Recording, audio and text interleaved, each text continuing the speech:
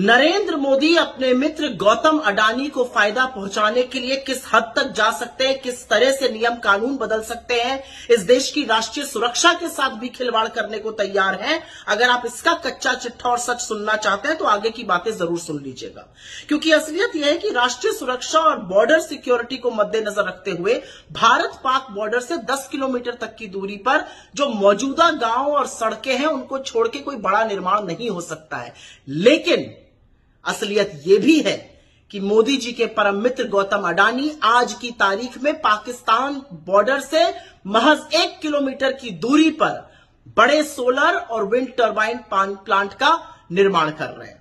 असल में हुआ ऐसा कि SECI जो एक सरकारी कंपनी है, सेंट्रल गवर्नमेंट के अंदर आती है, solar energy corporation of India, जो कि रिन्यूएबल एनर्जी मंत्रालय के अंतर्गत आती है, उसको 23,000 हेक्टेयर की भूमि आवंटित करी थी गुजरात सरकार ने सोलर और विंड एनर्जी पर काम करने के लिए। SECI ने कहा कि क्योंकि ये सब प्रतिबंध है 10 किलोमीटर इत्यादि का, उनके लिए ये काम करना मुमकिन नहीं हो पाएगा। वो सिर्फ विंड टर्बाइन लगा सकते हैं, लेकिन अगर सोलर पैनल नहीं लगेगा तो ये उनके लिए प्रैग्मेटिक नहीं है, प्रैक्टिकल नहीं है। बस फिर क्या था, गुजरात से चिट्ठी लिखनी शुरू हुई प्रधानमंत्री कार्यालय पर और बोला गया कि रक्षा मंत्रालय से मिलकर इस मुद्दे को उठाया जाए और इसका समाधान निकाला जाए।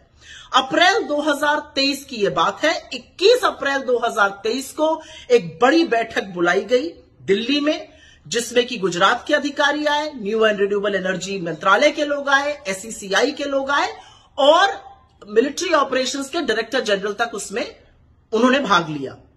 उस मीटिंग में आर्मी के वरिष्ठ लोगों ने कहा कि सोलर पैनल लग जाने से टैंक मूवमेंट और निगरानी करने में दिक्कत होगी, लेकिन डेवलपर्स ने उनको यह विश्वास दिलाया कि ऐसी दिक्कत नहीं होगी। हालांकि आर्मी ऑफिशियल्स ने बोला था सोलर पैनल का साइज बदला जाए, जिसको खारिज कर दिया गया इस डिमांड को।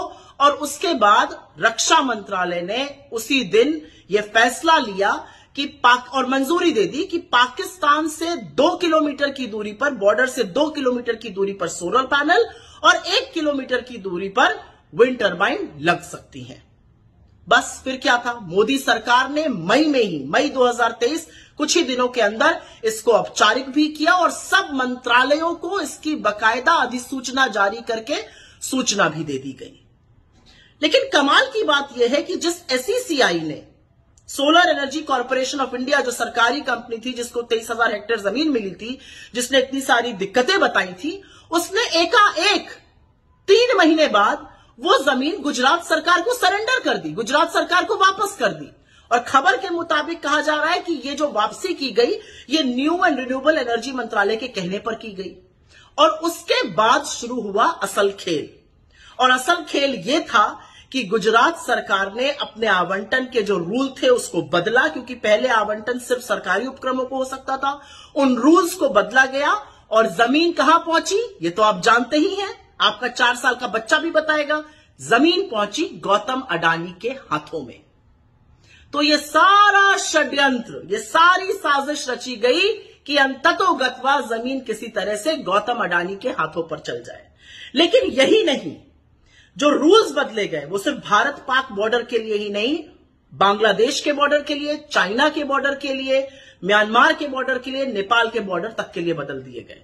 लेकिन असलियत यह है कि इतनी बड़ी साजिश रची गई, पूरी साठगांठ हुई मोदी की केंद्र सरकार की, बीजेपी की गुजरात सरकार की, नियम बदले गए, नियम कानून ताक पे रखे गए और हमारी भूभागीय अखंडता के साथ खिलवाड़ करते हुए यह फैसला लिया गया।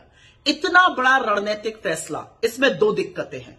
जमीन सस्ते दाम पर देनी थी अडानी को, और यह सारा षड्यंत्र, यह सारा ताना बाना इसलिए रचा गया था। और फिर से वही काम एक सरकारी कंपनी के साथ हुआ जो पहले HAL के साथ हुआ था, उनको दूध की मक्खी की तरह निकाल दिया गया। यह नरेंद्र मोदी का असली देश प्रेम है, यह उनका फर्जी राष्ट्रवाद है कि वो इस देश की भूभागीय अखंडता, हमारी बॉर्डर सिक्योरिटी, हमारी राष्ट्रीय सुरक्षा तक से खिलवाड़ करने को तैयार है। अडानी के चक्कर में मोदी क्या क्या कर गुजरेंगे, शायद इसका अंदाजा भी